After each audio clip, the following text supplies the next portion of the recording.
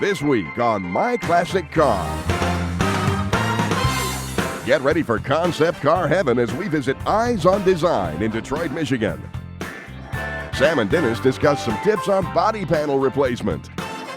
And we visit the birthplace of speed, the famous Ormand Beach in Florida.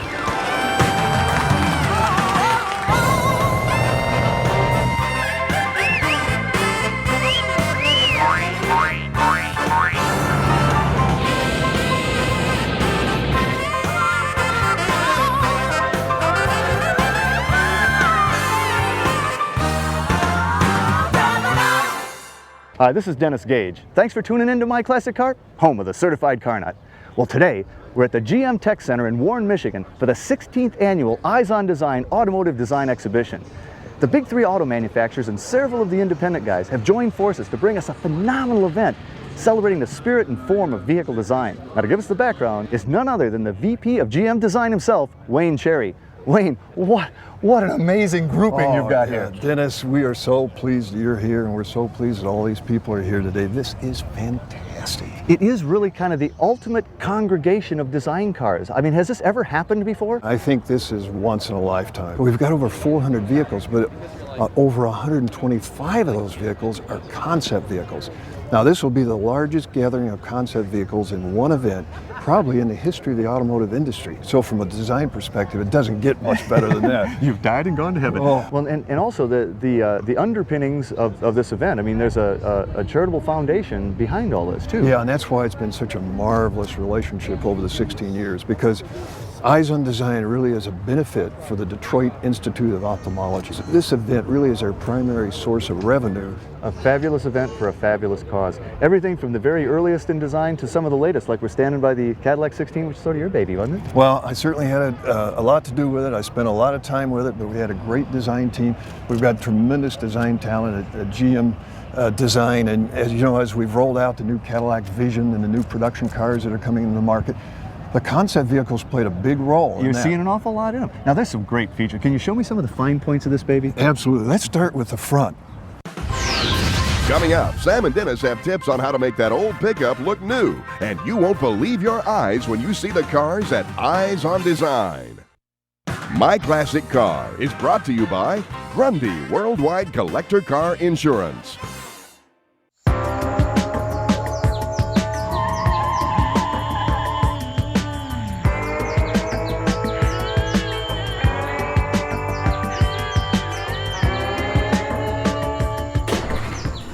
Hey, Sammy, nice old pickup. What you got going here? Well, you're right. It is a nice pickup truck. We've got a 74 F100, got a 390 engine, it's comfortable in the cab, and I want to tell you, this thing drives down the road great, but it's had a little minor body work on it, some amateur stuff, got some sags in the hood here, but I started looking for the rust in the common places. First thing I noticed in this front fender, big gap down there, but as you go up, the gap tightens. Right here at the door, where it meets the hood, can't even get my finger in there, and of course, as you go down and look at the top of the fender to the hood, that's a real wide gap. The more I looked at it, the more I realized I've got the wrong fender on this truck. Think you're onto something. Absolutely. You know, back in 1974, folks bought these things as trucks and used them as trucks. But they've become really popular lately, and folks want to fix them up and use them as their pleasure vehicles. That's right. This is a very restorable candidate, and the most common problems you had in these old trucks was rust, especially in the rust belt. Right down here in sort of the dog leg of the fender, you'd find this all rusted out. And that's what I thought I was looking for body putty, and I realized there's a beauty line that's supposed to be in this fender that would line up with the sill under the door here, but it's not here, and this is the wrong fender. That's right.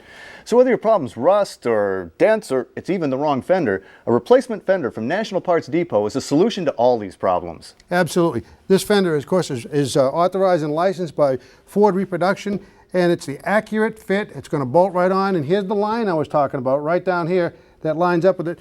This is the way to fly. It's a lot less expensive. Body shops are $60, $80, $100 an hour plus materials. If you got dents and rust, get rid of it, put a new fender on. That's right, and you can put one of these fenders on for about $100. Comes even with the correct side marker light receptacle. And with the finish that comes on one of these fenders, all you have to do is scuff it, shoot it, and you're ready to go. That's right, solves all these problems, but we got a whole bunch more up front. But wait, there's more. Oh, there sure is. Show me, Sam. Well, you know, Dan, I didn't have to go very far to find anything wrong with this bumper. took a shot in the front. Look at that, bubbled it up A right little there. bit of a wrinkle there, Sam. Sure. Now, the normal thing you can do is rip off the bumper, send it to a bumper rebuilder. They straighten it, they grind it, they plate it, and put it back. Takes forever and costs a fortune. Got a lot of money. I'll tell you what I'd do. I'd go with the replacement bumper from National Parts Depot. Once again, it's going to fit just like the factory bumper. The chrome's solid already. You don't need to dress it back up. That's right, just bolt it on. Now, when these trucks were made, and of course this body style was used from 73 to 79, had this light aluminum grille surround. It's bright trim, but it's real weak. And you can see down the center there, it's taken its toll with stuff coming off the road over the years. It gets all dented up. Now, if you had a one-of-a-kind truck, you were trying to restore it, you'd send it to one of those artists. Yep, they take all these little dents out and they polish it, and that's great, costs you a fortune. Not the way to fly. NPD's got it right here, the complete bright grille surround, the entire assembly, bolts right into all the original holes and really freshens the front of your truck. Yeah, and I'll bet you, Sam, if the Grille Surround is dented like that, the grille itself is even worse. Those were plastic. Well, National Parts Depot has this Ford reproduction part, just like the original. It's authentic, it's correct, it's going to bolt right in, dress up the front of the truck just beautifully. Absolutely. So you can see, for a few dollars, you can really freshen up the whole front of your truck. And if you should take a hit where you break a headlight and you ruin the trim ring, they can supply that. If your headlight bucket is broken, the little nylon piece and so on, you can get the whole headlight bucket assembly. That's right. You can even get an entire park turn signal assembly. This is great too. One of the coolest parts I've seen. It's got the correct plug on it. It's even got the fastener to fit into the body hole to hold it in place. Amber light, the whole deal. That's right. So why ride around with a ragged truck? You can put everything new on it and make it look great. That's right. Now, NPD's been known for years as a quality source of restoration parts for Firebird, Camaro, of course Mustang, Chevelle, Malibu, El Camino, all those things. But they've recently got into trucks. You can get the same quality parts for your truck from NPD. That's right. And they go all the way back with this F-Series to 1948. Up to present day, they even cover the F-250 and 350 Super Duty, so they got it all. That's right. And National Parts Depot is a little bit unique in the mail order industry because they have 4 strategically placed warehouses all around the country, and they pride themselves in being able to get you your part within 1 to 3 business days. So if you're an instant gratification person like Sam, it's the perfect place to get your stuff. Absolutely. And they got really great stuff, and the prices are right. That's right. So if you want to learn anything more about restoration parts for your truck or anything else we talked about today, log on to myclassiccar.com. And for unique automotive tools and supplies, log on to eastwoodcompany.com. All right, here's what we're going to do. Okay. Here's the plan. You get a creeper. Eastwood.com. Unique tools, coatings, supplies, and solutions for all your restoration needs. Next, see one of the biggest gatherings of concept cars ever at Eyes on Design.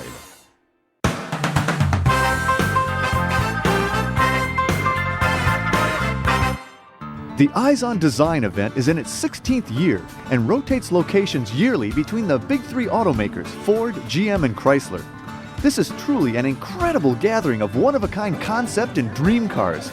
Not only were there tons of fabulous cars, the event is also a major fundraiser for the Detroit Institute of Ophthalmology. How appropriate that this visual display benefits eye health. And let me tell you, this Rolls-Royce is pretty easy on the eyes.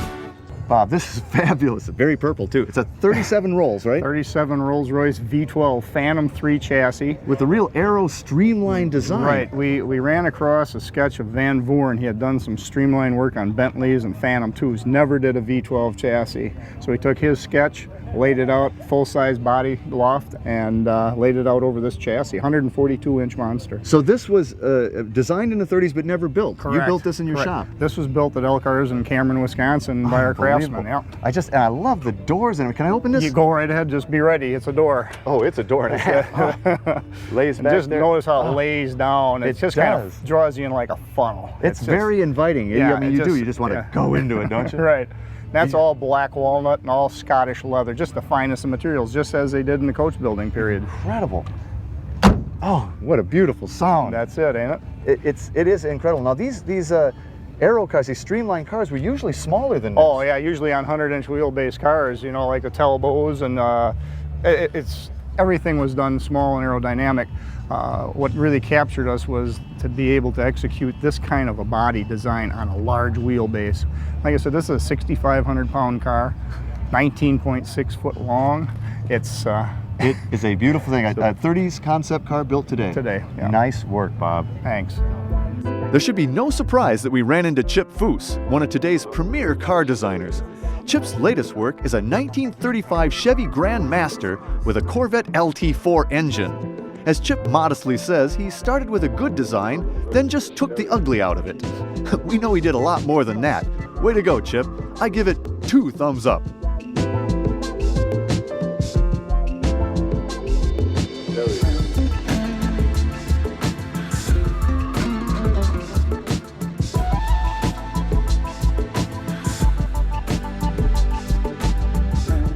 This next car was so breathtaking, it stopped me in my tracks.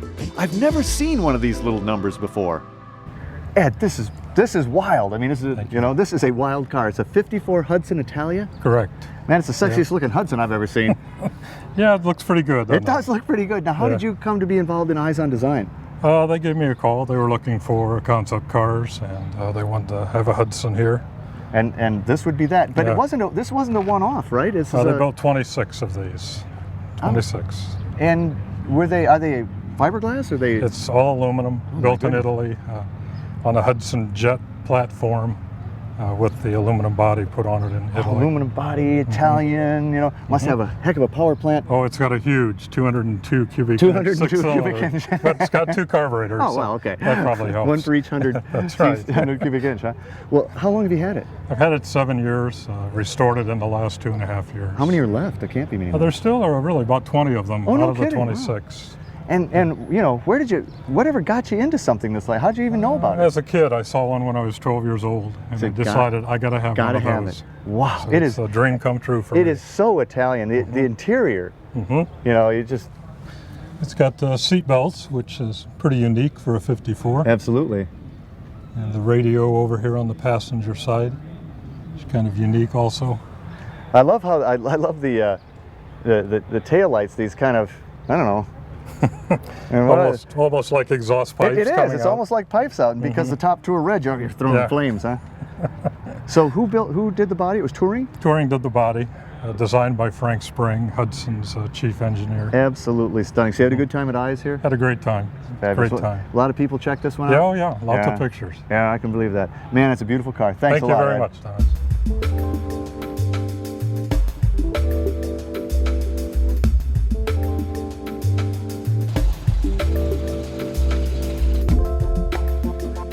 Well, I have to hand it to GM.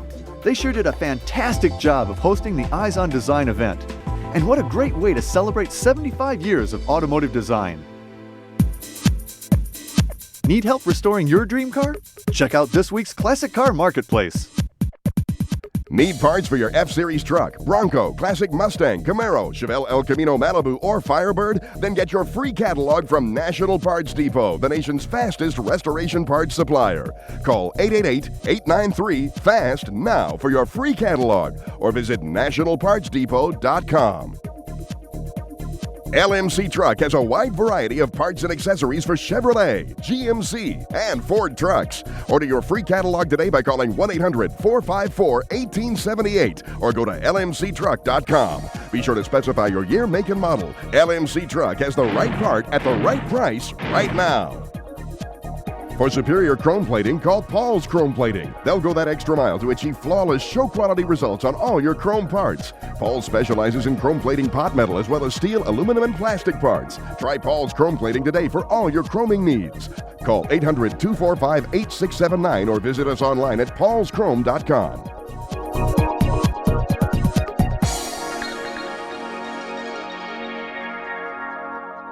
Still ahead, we take you back in time to the birthplace of speed, Ormand Beach, Florida.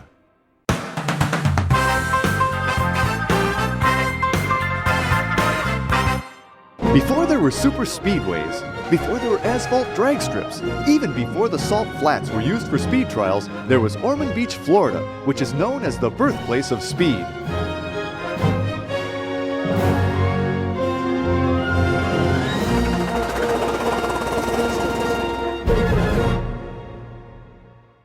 The first cars were not much more than carriages with engines. To make matters worse, most roads at the time were not only dirt, they were heavily rutted by horse and wagon traffic. However, it didn't take long before the automobile became more reliable and faster, and builders wanted to see just how fast these inventions could go. There was no straightaway in the United States. You have to remember, there were no roads, no hard-packed, everything was wagon-rutted. So when they discovered this beautiful hard-packed straightaway, 23 miles long, by the way, I'm sure that they were in heaven. There was a story about Mr. Henry Ford, who actually cleared out a stretch across a frozen lake trying to find a straightaway. That's how difficult it was. It was not until 1902 when retired businessman J.F. Hathaway sent photos of Ormand Beach to leading automobile journalists and newspapers that the industry found the perfect place to see just how fast their horseless carriages could go.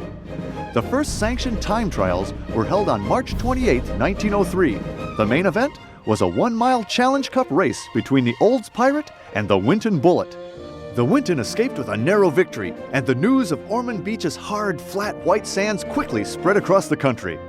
Well, the original race, as I understand it, was down here with a couple different classes. The Oldsmobile was in the 1,000-pounder underclass, and it raced down here and set a new record of approximately 54 miles an hour. Later in that event in 1903, they had a match race with the Winton, and the Winton, being a little bit more powerful car, beat it just by a hair, but did beat it nonetheless.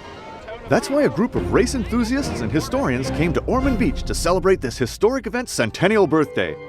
Today is the 100th year anniversary to the day of the first speed trial held here on the beach. The first race in that speed trial was between the Winton and the Olds, the Winton Bullet and the Olds Pirate, and we've sort of recreated that today. We've had a Winton and an Olds running, and we've had a lot of fun. This place, as time went on, became home to all the early pioneers of automotive. We had upwards of 40-something vintage race cars. We had several vintage bikes, motorcycles. I don't know, the spectators must have been in the 10,000 range. I don't know, it was a very large crowd. From 1903 to 1912, Ormand Beach was the place to race and the world's center for speed trials. Off and on for the next 32 years, speed trials were held on the beach, which led to the formation of NASCAR and then the building of the Daytona International Speedway. This is such a special place. As I said, we ran here in '97 and ran up and down the beach 50 times. It's a thrill. I mean, these old cars are great to look at, but the real joy, the real excitement is seeing them run down the beach. And boy, the feeling you get when you go down there with the wind in your face in these open cars, you're only going a few miles an hour, but it feels like you're going a lot more, and it's just a blast. And to think that we are here 100 years later celebrating really the birth of the whole sport of racing. I mean, when you understand that history, it's just a real exciting thing, and I'm sure every driver here today gets it, understands, you know, what a thrill it is to be running on this beach. The car we have here today is a replica of the first car to race down here at Ormand Beach. It's a replica of the 1903 Oldsmobile Pirate. We built it in 1996 for a '97 event here to celebrate Oldsmobile's 100th anniversary, and now we brought it back here to Ormand Beach to celebrate the 100th anniversary of the first race. Stay close, more classic racers coming up from Ormand Beach. Brought to you by Grundy Worldwide Collector Car Insurance and by U-Coat It, the official floor coating of Eastwood Garage. Welcome back to My Classic Car and the historic Ormand Beach Birthplace of Speed Centennial Celebration. As I looked around, it dawned on me that this might be the greatest gathering of turn-of-the-century racers ever assembled. I was also impressed by the fact that the car owners actually drove these historic racers on the beach. There were some legendary cars present, like the great Green Dragon, piloted years ago by the famous Barney Oldfield. This is the last of 4 Green Dragons made. It was built in October of '04. From what I can determine, a lot of it's built out of the remains of the other cars. The car lasted for 3 weeks and it was wrecked by Oldfield. He was always the driver. He wrecked the car at St. Louis in August, middle of August in 1904. Killed 4 or 5 people, but not himself. He was driving within a week. That was the beginning of the decision by Peerless to retire from racing, which they did about 6 months later. Or how about this Wisconsin Special, which set 5 world records back in its day? Its owner had just completed refurbishing the old racer right before sending it down to Ormand Beach. Being here at Ormand Beach, it was a real thrill, and it was probably compounded by the fact that we'd spent the winter working on the car, and by the time it got done, I wasn't at home. Yesterday was the first day I got in the car and ran it, and being here on the beach, etc., just added a lot of flavor to it, a lot of excitement. It ran here at Ormand Beach and set a land speed record of about 160 miles an hour. And at that time, it was 20 miles an hour faster than any other car had done. The car was built here in Ormand Beach by Sig Hogdale and 2 other people.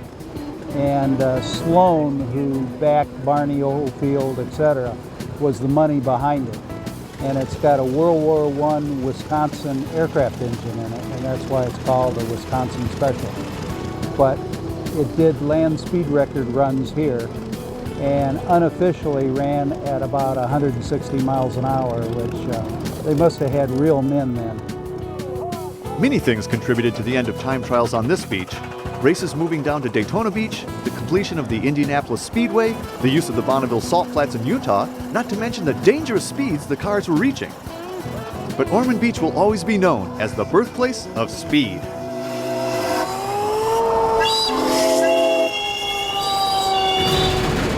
The concepts, the ideas, the futuristic designs, so many cool cars. I've been like a kid in a candy store here. We've had a spectacular time at Eyes on Design. This truly is a must-attend event. If you'd like to find out about next year's show, just check them out at eyesondesign.com. Next week, join us for the 18th Annual All-British Field Meet in Vancouver, Canada.